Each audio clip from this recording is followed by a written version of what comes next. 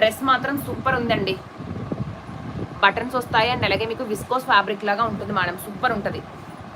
మీకు ఇది వాషింగ్ మిషన్లో వేసినా కూడా మరీ నలిగిపోయినట్టు అలా ఉండదు మేడం. అయితే ఐరన్ చేయించుకోవట్లేదంటే ఐరన్ వేయలేకపోయినా ప్రాబ్లం లేదు. రేయన్ ఫ్యాబ్రిక్ లాగా మీకు మొత్తం నలిగిపోయినట్టు ఉండి ముడతలు ముడతలు రావడం అలా ఉండదు మేడం. ప్రీమియం క్వాలిటీ ఇది.